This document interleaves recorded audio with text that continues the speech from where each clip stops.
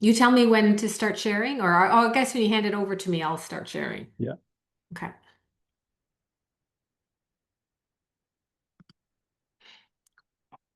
Welcome, everybody. If you're joining us for Lisa's session, and maybe just drop in the chat where you're joining from, and we'll give you a shout out.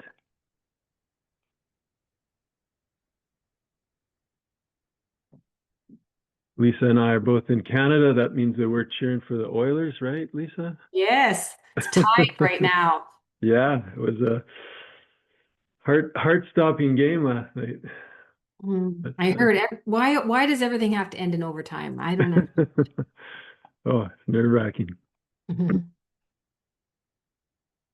All right, if everybody's getting settled here, we're on the hour, so I will do the quick intro and turn it over to you. So, um, yeah, thanks for joining us today. The session is going to be recorded and available on demand, and then providing Lisa's okay sharing the slides, we'll make those available as well, so you can come back and rewatch, revisit at any point and get a hold of the slides. I'll drop Lisa's LinkedIn URL in the chat as well at some point, so you can connect with her on LinkedIn. But Lisa Lonsbury is a resilience and well-being expert with over 30 years of experience in health and wellness. Growing up in a mining town as a daughter of an immigrant worker, she was deeply inspired by her father's struggles with workplace injuries and occupational disease. Now an international speaker, author, educator, mental health trainer, and certified wellness coach, Lisa empowers individuals and organizations to prioritize resilience and mental well-being. Through her podcast, Your Wellness, and dynamic presentations, she inspires audiences with energy, humor, and compassion, redefining resilience and wellness as achievable and transformative journeys for all of us. So, Lisa, the stage is yours. All right, thanks, Scott. That was such a great introduction. You think I'd wrote that or something. Welcome to this session, and I'm happy you're here. I'm going to be sharing with you a story and linking it to health and safety and how you can incorporate the lessons that I've learned recently into your work as a health and safety leader, and even transferring that into your own personal life. And it's called Walking the Path to Resilience: Insights from the Camino for Health and Safety Excellence. And I'll explain where all that's coming from in just a second. I'm just going to move my things here. So it's great to be here on Safety on the Edge Global Forum, and thank you for joining me. As we walk the path to resilience, I'll just start it up with, you heard my intro, and I am a resiliency and well-being expert. And what that means is everything that I talk about, the foundation is based on resilience and your health and well-being. And I've been working to bring health to health and safety. I do come from a mining industry where health and safety is pretty much everywhere we look, and who I talk to, and lots of mining companies in the area where I'm from in Ontario. And when I started to talk about bringing health to health and safety as a wellness expert and resiliency expert, people started to listen finally. Selling health is not a sexy sell, but selling health for a health and safety policy or procedure suddenly became a little more intriguing. And that's where I realized I'm filling a gap, and I want to share some of those insights with you. And I've been around for a while, and I started a corporate wellness company called New Day Wellness, and then I launched an on-demand component called the Academy, and I have a book and a podcast. And I just wanted to use as many platforms that I had access to share my message. And I've also recently become a pilgrim, which I will be talking about. Now, why health and safety, Lisa? I'm a well-being expert, and why do I want to be part of your community and part of the industry of safety? And it comes from, it's in my blood, and you heard a little bit about it. My grandfather on the left, Harry, and my grandmother, Anne. My grandfather Harry actually tragically died in a mining accident, and he was only 35. And my grandmother at the time was an uneducated widow now of three children, one being my mom, and then she ended up losing her three children because she didn't have the capacity to support them, and it just trickled down to a lot of trauma for my family. And it just reminded me of the impact of losing someone in your family to a tragic accident that might have been preventable, but who knows? Back in the 40s, health and safety wasn't really a top priority. And then fast forward to my father on the right. Alberto was an immigrant from Italy, and he came over to Canada to start his life here. And there's a picture of me. My mom just curled my hair that day. Don't know what she was thinking, but we were just enjoying the moment. My father tragically died of an occupational health disease, glioblastoma, and asbestosis in his lungs. He worked in the mines for 36 years before retiring, only his life was cut short because of those injuries. So that kind of drew me to the concept of figuring out how can me as a wellness expert be part of your industry, and how can I influence so that you have a safer day. And this is how it's been progressing, and I'm talking more about health and safety. Now, what I want to talk to you today is some lessons that I recently learned while walking through Spain.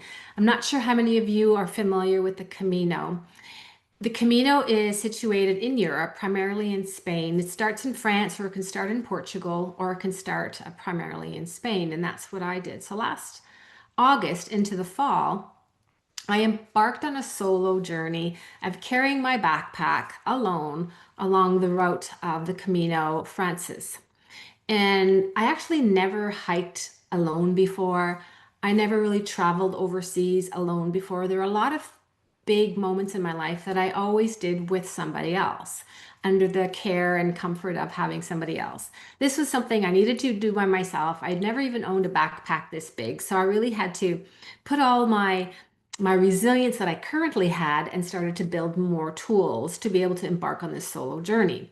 And what I found out was resilience isn't just about finishing something, it's about who you become along the way. And I had 14 days to figure this out. And I had 14 days of walking, sometimes alone, sometimes with some other pilgrims, to really figure out how can I link what I'm doing to my work. And it was clear right from the first day the importance of being resilient, and how you need to continuously adapt, continuously build and grow, because there's going to be challenges along the way that you really want to be ready for. And I want to share some of those thoughts with you. Beyond the trail, and why this talk, and why this talk now, and why this to you. And it's what I learned on the trail reflects what we need to do on the job.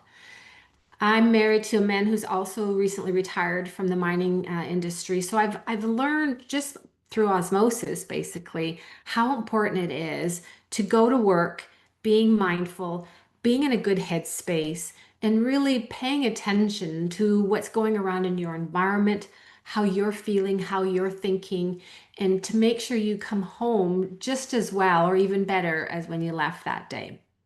The parallels between the physical journey and the challenges faced in the health and safety industry. So the image shows the left is a path, like a Camino path where you're hiking, and then the other image is our workers. We can't really separate our bodies and our minds from our jobs. And I understand that you already know this, but we sometimes forget the impact of our declining health and well-being and our declining resilience over time has on our performance at work, has on our capacity and our ability to stay safe on the job. I'm sure you can remember a time when maybe you showed up for work tired, and how just that alone impacted your ability to be productive, solving problems. Maybe you missed something that you normally would never miss. And we can become complacent as well when we are doing things over and over again, not really thinking that our anything's going to change with our body and our brain. And then we might have a near miss, or or something worse. So we really have to remember our body and our mind is part of a health and safety PPE. Your PPE is you, not just the equipment you put on for that day. This is what you take home. This is what you need to bring back for tomorrow for a safe day. Feel free to comment or throw in a question. I'd love to keep engaging, and hopefully Scott will just remind me of those. Resilience is a muscle. Lesson number one for you. And this is something I learned on the Camino. If you can imagine walking 350 kilometers for, over and over, for 14 days, it does cause some fatigue. And my feet got tired. And I'm sharing with you the plan I had for my feet. And I had layers of protective equipment just for my feet alone. I knew that I couldn't make it another, even one day without having the protection of my feet. Without healthy, strong feet, I wasn't going anywhere. And this is how we can relate it to the workplace. So I had lamb's wool, I had cotton socks and toes, fancy socks, and I had a second layer, and then I had my fancy shoes and orthotics, and I was ready. I wasn't leaving anything up to chance. So we have to remember that when we're working through our day, we are every day building additional resilience, additional muscle by learning a new skill, by contributing to someone else's, maybe someone else needed help. So all of these different actions that are different than the day before adds muscle. So if we continue to show up the same day as we did yesterday without really growing or learning a skill or really paying attention to our work, we are not building muscle. We are not building resilience.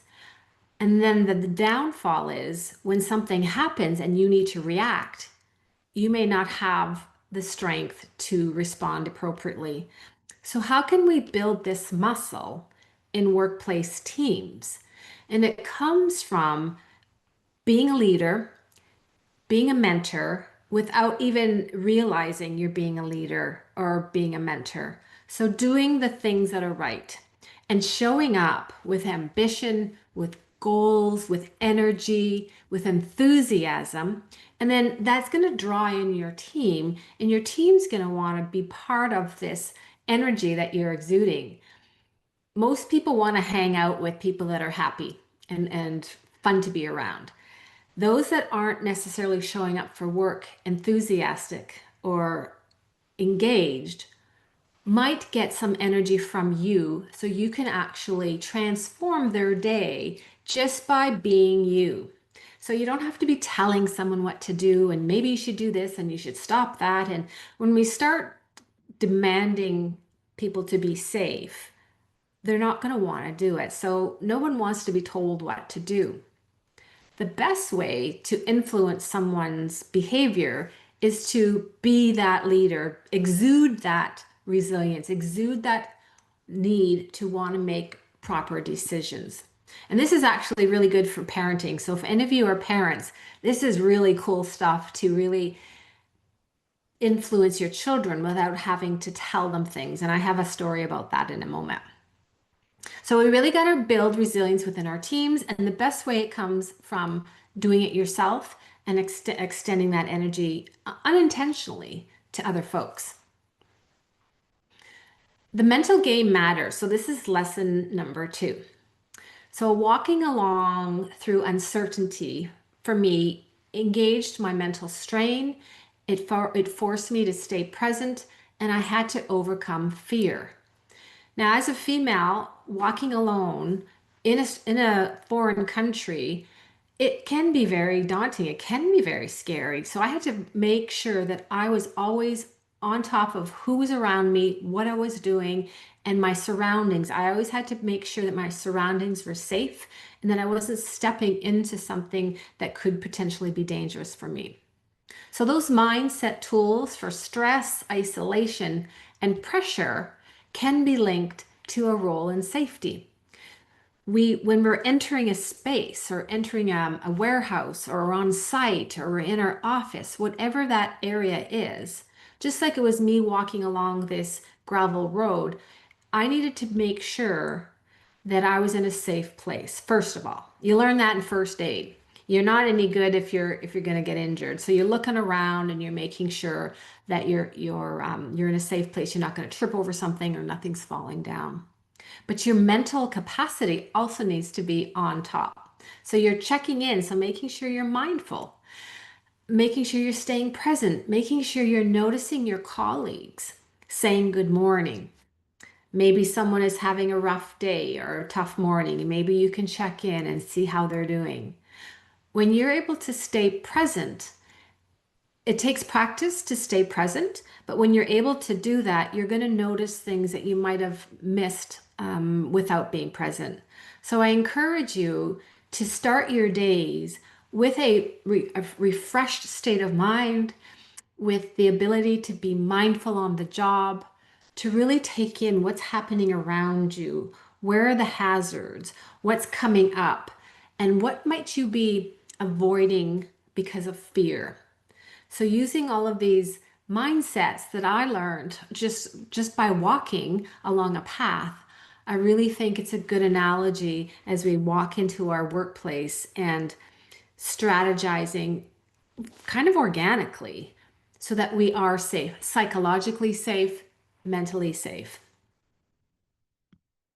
Oh, another tidbit was all I had with me for protective equipment. My PPE was my sun hat, my sunglasses, my water, which was attached to a bladder in my backpack along this tube, and this blue neck thing that there was beads in it, so I kept it cool. It was about 35 degrees that day. So I had these beads that I would keep wet and keep that around my neck.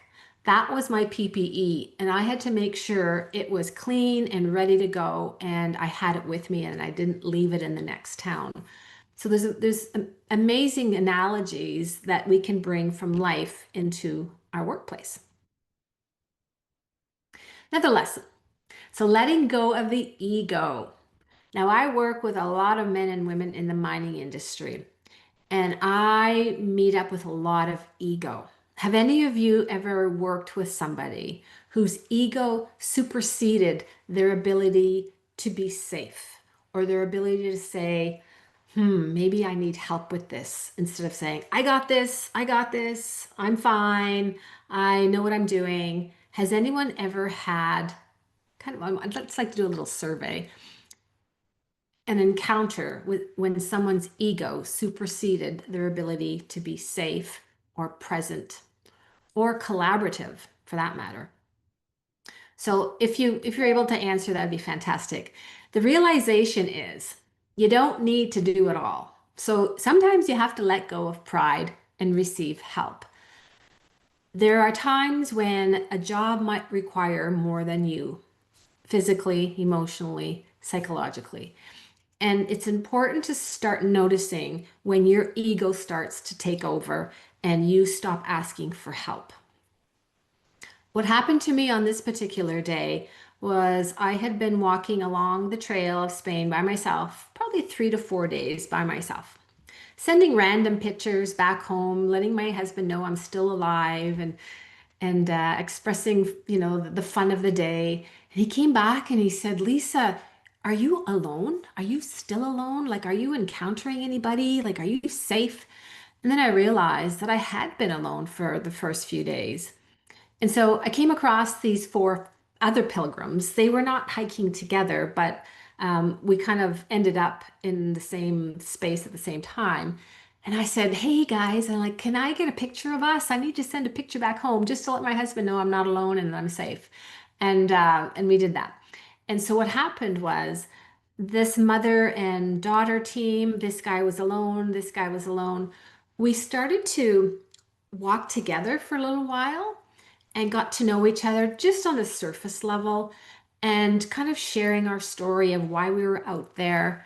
And then two of them would drop off, and then I'd be left with two, and then one would drop off, and then I'd be left with one. And we kind of encountered each other back and forth throughout the day. One moment in that day, I needed to leave the path because it was hard getting through all this brush. I was struggling to go through this trail because it was a lot of trees in the way, but the highway was right next to it.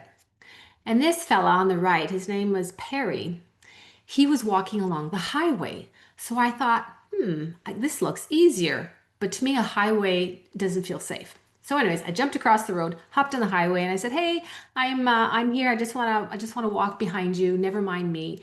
And he brought me into his thought process. He started talking about his life, and he actually became like my protector for those few hours because the highway was a little bit unnerving for me. So he just kind of helped me relax.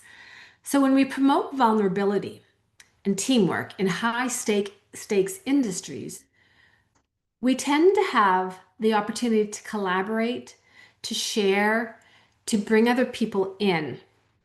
And if you pretend that you're brave and you've got this and you have no worries, you might find yourself in a predicament that might not be safe.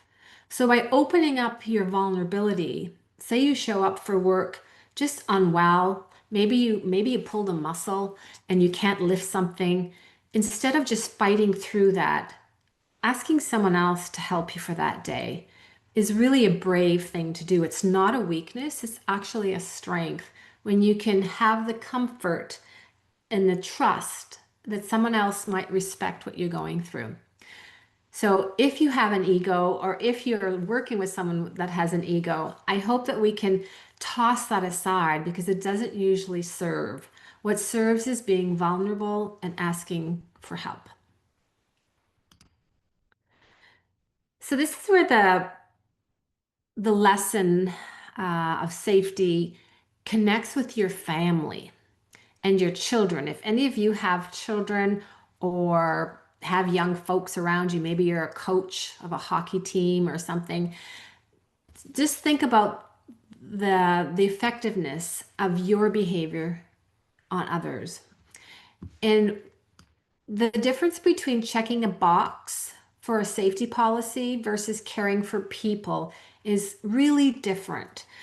And some companies might have their health and safety policy and they have their boxes and they check it off. Check, check, check, check, check. They've had their inspections and they're doing what's expected. But not all companies are influencing their people to take ownership of the safety policies as opposed to just doing it because they have to. And when you can motivate your team to want to be safe, it's a lot easier than making them want to be safe. And I learned this lesson when I was hiking the Camino. And what I did was I knew I was going to be gone for quite a while by myself, and I wasn't sure if this would be a lonely situation. I wasn't sure if I was going to have bad days. So I prepared by asking my family to write me a love letter. And I have three grown children and a husband. So I asked my four family members to write me a love letter. I didn't explain what I wanted in this letter. I just called it a love letter and I explained that I might need some support, some letters from home on some tough days. So I had these four letters. And what I did was I saved these letters to open on hard days. And what I did was on my first hardest day, I opened up my oldest son's letter.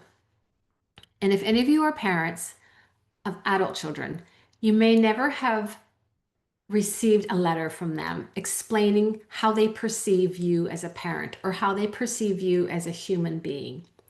And this is what happened is my three children wrote me a letter and they wrote it on the basis of how they perceived me as not just a mom, but a person, a woman in my 50s doing something. And what I learned was throughout the years of just taking care of my body, they watched me eat healthy. They watched me, try to keep exercise as a priority. They were just, I was subliminally mentoring my children. Even though as parents, we always are telling them, eat your vegetables, do your homework, go to bed early, and we're always telling them to do things. And at some point, they start to push back. People just don't like being told what to do. So what I learned was over the years, when they were teenagers, they started watching and they started noticing. And now they're influenced by the consistency that I have adapted in just making myself a priority. not just as a mom, but as a person. And so these letters were heartfelt, and they all shared that they are now inspired to take themselves or make themselves a priority on a consistent level. And I had no idea that I was doing that. So, what proactive safety culture looks like when it's rooted in well being? When you are healthier, you are a safer worker. And when you show up for work, demonstrating that you are making yourself a priority in terms of, bringing a healthy lunch, drinking your water, talking about having a good night's sleep, showing up present, showing up not angry, showing up ready for the day, showing up being a good team leader without having to say a whole lot about the rules and the policies and the procedures. You could very easily be mentoring and be influencing the behaviors of people around you. And had I not asked my kids to write these letters, I really had no idea that what I was doing, how I was treating myself, was impacting their future and their behavior.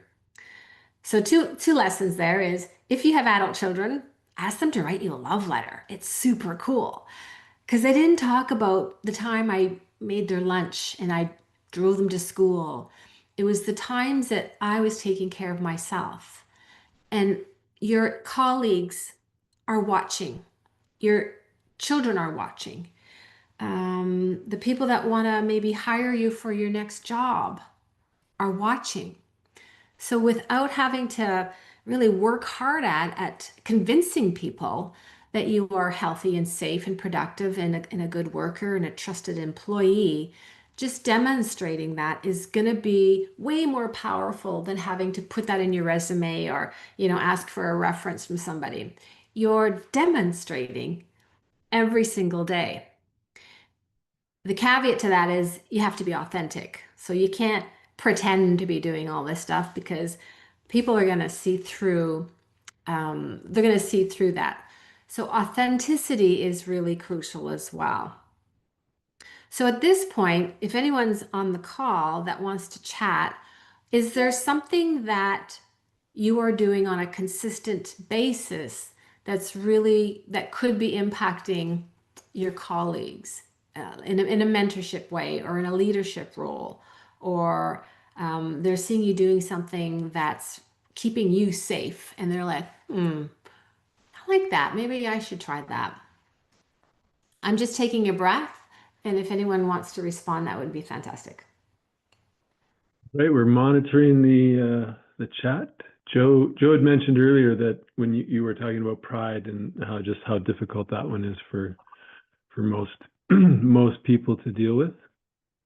So pride, as in, I'm thinking that's ego and pride, kind of, Yeah, kind I of think that's balance it out. yeah. Absolutely. So keep that in mind, folks. When you catch yourself um, forgetting or allowing pride or ego to override your decision making, because it can happen. And if you're used to always being in charge, sometimes it's hard to be the one to ask for help, especially if you're in a leadership role or a supervisory role. But we are all human and nobody's perfect. And sometimes we do need to ask for help. So thanks for that feedback. Yeah, David shared uh, honest going around having random one-on-one genuine connections with each staff member. I like that. I think bringing the humanity at work is really crucial because I think that humanity will develop trust amongst each other. And I'm a mental health educator as well. And when someone could just be struggling psychologically, if you already have that trust and that respect amongst each other, you're going to have an opportunity to notice someone who might be struggling. And if someone's struggling, that could be an unsafe day.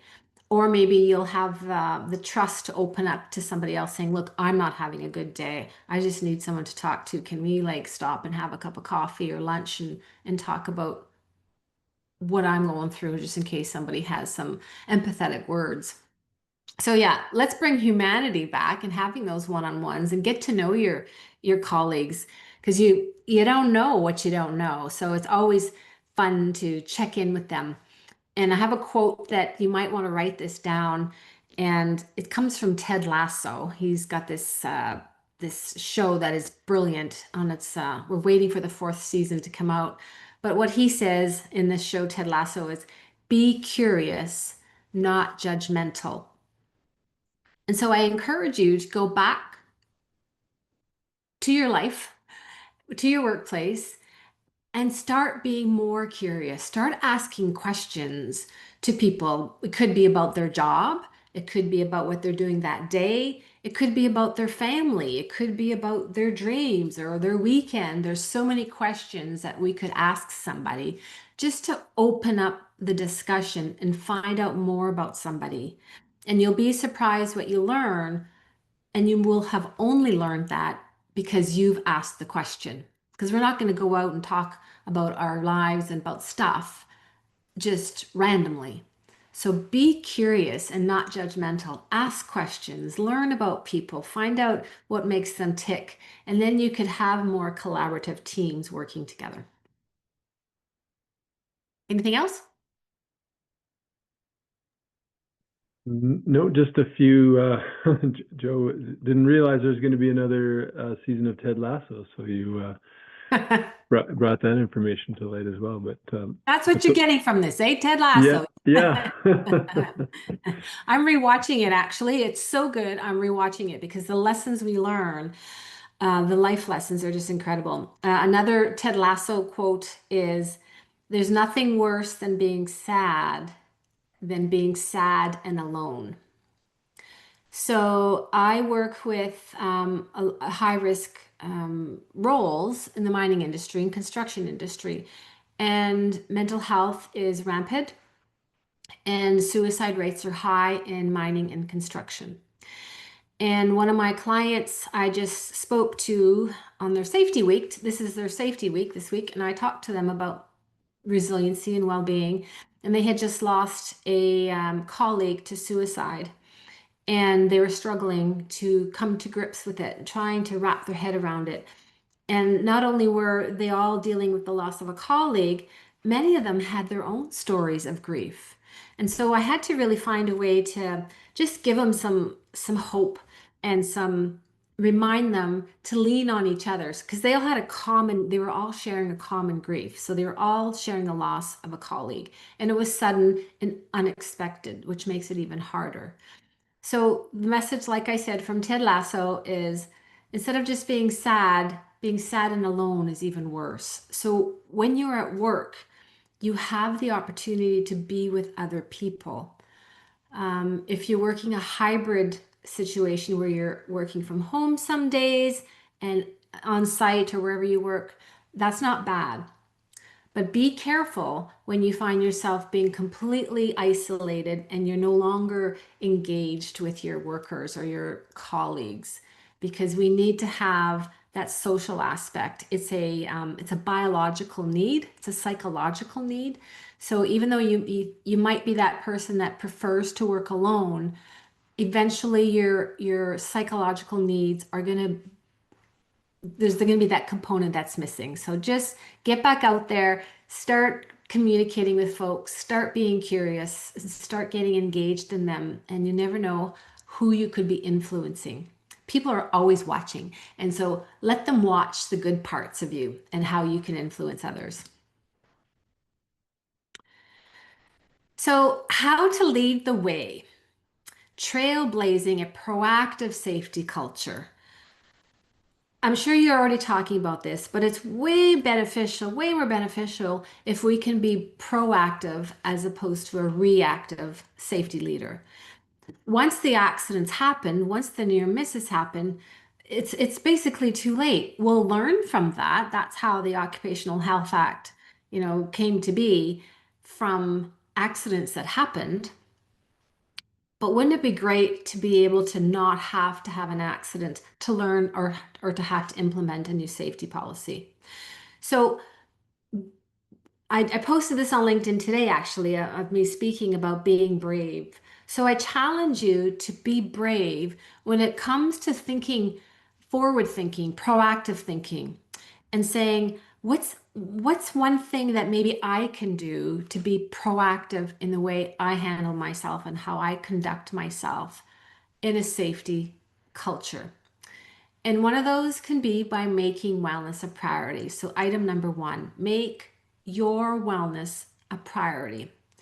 I believe in this statement so much that I wrote a book about it, and it's becoming very popular with the 40 and 50-year-olds of the world, where we're so busy with our lives and raising children and having a career and saving money for retirement, that we might be forgetting that our health has to become a priority, or none of this matters.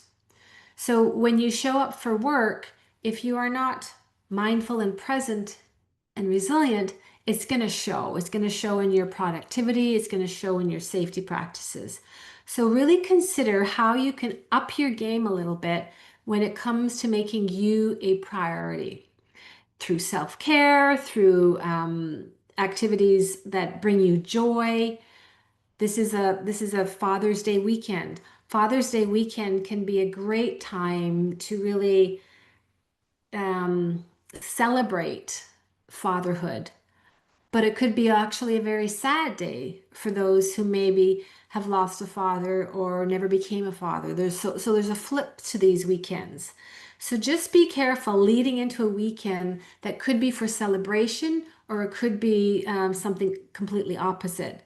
And honor that feeling and support each other who might be struggling to get through something like Father's Day, for example. And when you make your psychological health and well-being a priority, you can enter a stage of your life or even a weekend with the resilience to get through it and maybe thrive through it, or maybe enjoy it more than you thought you were. So when you've made your wellness a priority, it's amazing how many things fall into place for you. And again, other people are watching, and so you're being a great leader. Number two is normalize conversations around mental well-being. Well, mental health training in the workplace has become more popular, and I'm happy to see that. And I've certified hundreds of folks in mental health first aid and done lots of talks on mental health. But we still are finding it awkward. We're still finding it just not that comfortable to talk about. Sometimes it's still the elephant in the room. I want to introduce you to this fella. His name is Colin. And when I was walking along Camino one day, I noticed Colin standing at the top of a mountain taking pictures. And I found out very quickly he was from Northern Ireland. He had a strong, a thick accent. And we took some pictures together, and then we decided to walk together side by side. And what I learned from Colin was he was a retired police officer navigating PTSD from his work on the job. And that just connected us right away. So next thing you know, hours go by and we are talking and talking and talking about mental health and how he's on this journey to overcome some of his anxieties and his fears, and trying to let go of some of the things that he was exposed to. And he was very open to it. So here we have this man who's a stranger to me opening up about his mental health. And we really had some great laughs. We had some really personal moments. And I think he kind of came away feeling a little bit more empowered just by being able to talk about it openly without feeling judged, without thinking he didn't deserve to have these thoughts. And I was able to share some of my own journeys around mental health, and it was just a great way of connecting. So if you could lead with these normal conversations and being open to just being normal with other folks and sharing some of your struggles when necessary, of course, you can't imagine the impact that you're going to have on somebody who may have felt that it wasn't their place, or it wasn't the right time, or whatever stigma that they were walking around with. So when you lead, number three, when you lead with empathy and compassion, you're going to have followers. And nothing is more strong and powerful than offering empathy to somebody else and compassion organically and naturally. They're going to typically let down their walls. Maybe they're not going to be so anxious, and the trust is going to come in. And you're going to notice a lot of respect. And when there's respect in the workplace, you look after each other. If you see someone that might be at risk of an injury or a fall or making a bad decision, if there's trust there already, they're going to respond. They're going to respond. Sorry, the ego will be dropping. The pride might even drop, and you're going to notice you're going to have a more cohesive team. So, how to lead the way for a healthy, safe, a proactive safety culture is make your wellness a priority, normalize those conversations around mental well-being, and lead with empathy and compassion. And all of this takes practice.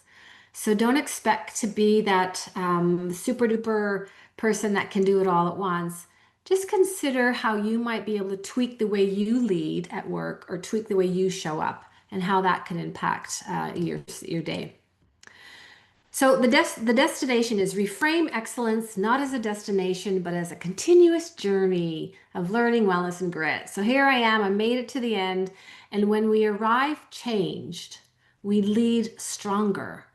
And I became more resilient and a better leader in my work, just knowing that I had grown through this journey of walking alone and knowing that I had the resilience to keep powering through. So my call to action for you is to ready to walk your path. Now, not everybody's going to want to do what I did to discover their resiliency or to uncover whatever it is you need for this kind of journey. But what are you carrying that maybe you could let go, unpack, and replace with something more powerful? Replace it with something that's more serving of you. And we all carry stuff, and we carry stuff that is not serving us. We somehow carry stuff just because we feel like we should just harbor it, we should just hang on to it and stay angry about it forever.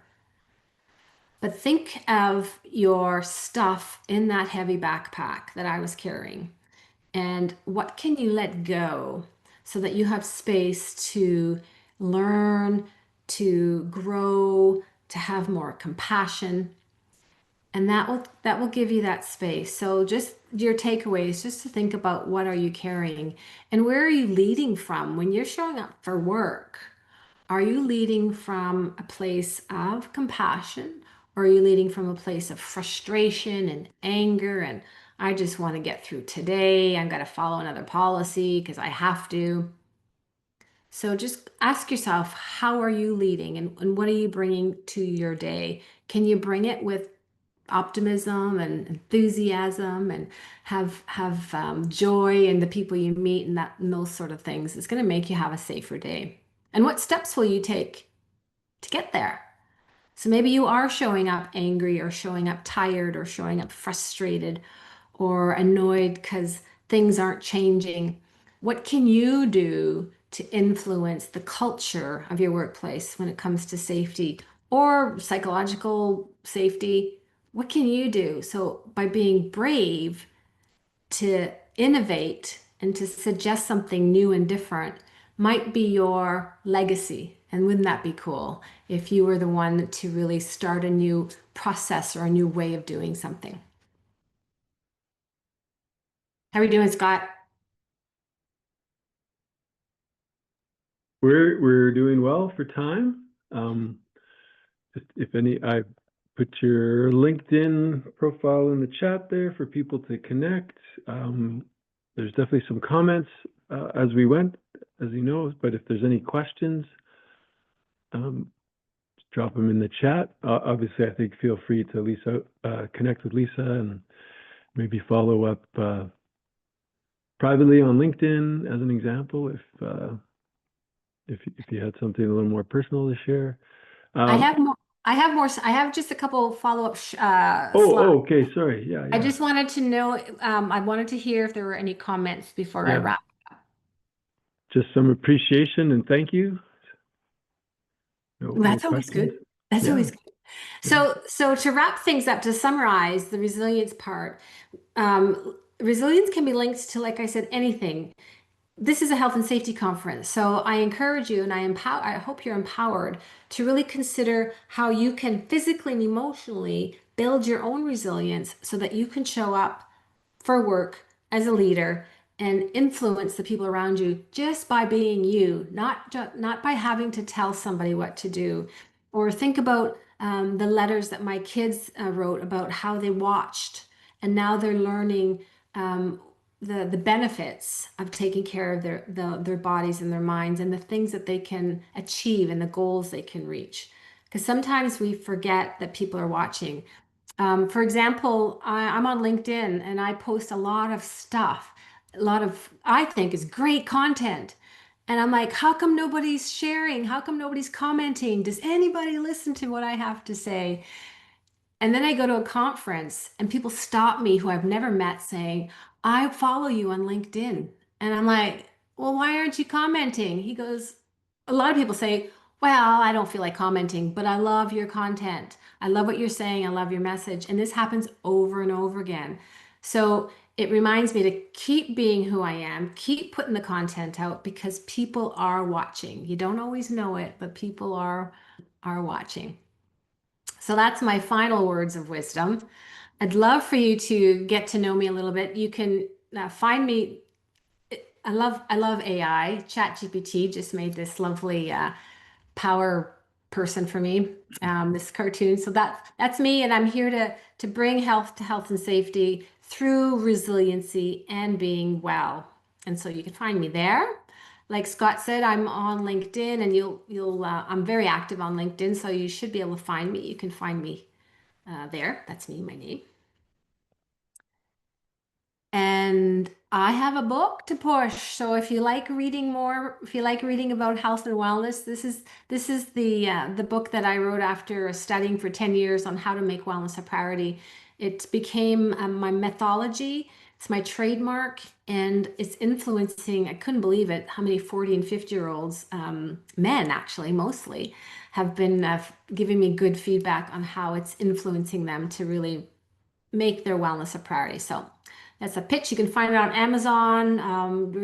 I think it's in every country. You can find it, and it's $29.99. It's not much. Amazon is getting rich off of me. Yeah. I'm not getting rich off my book. So if you want to do a little talk-a-doc, it's always helpful for speakers to know if they're doing a good job, if they're making the right decisions on what they talk about. So if you want to scan that QR code and just let me know, that would be fantastic. And now I'm officially open to questions again. Good.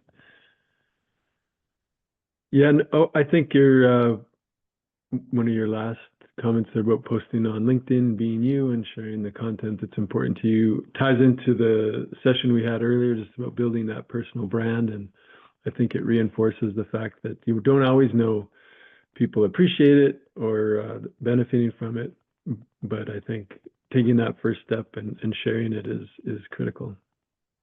I was listening to that one too. It was a good one. Yeah. I've had a similar experience where you think that you're just sharing into the abyss, and you find out people actually appreciate it. So, Not everybody is going to come to you and approach you and going, thank you for that, or I've been watching you. And there's a lot of underlying comments that you may not know. So just keep trudging through it and just know that what you're doing is impacting someone's life. mhm, Could be your reason to get up every morning. And yeah. that's what works for me. Well, thank you so much, Lisa, for joining us today, sharing your personal story and journey, and I think your message is important. I recall attending a safety conference 15 plus years ago with a lot of hardened, construction, oil and gas workers, and one of the senior leaders for one of the largest owners just got up and said, health comes before safety. Yeah. We can't be safe, and we can't keep others safe if we aren't healthy ourselves first and foremost. So I think a very, very important message, and becoming more and more important, and much more of a topic, thankfully, that organizations are having and safety professionals are having, and definitely encourage people to keep those conversations going. We'll definitely, like I mentioned at the top of the presentation, have this available on demand. We'll get Lisa's slides so that they're downloadable as well, providing again that she's okay with sharing them. And then we can find a spot and include a link for that book so that people can be purchasing that and diving in even deeper into the topic. So thanks, Lisa. Thanks everyone for joining, and hopefully we'll see you at the next session. Thanks for listening.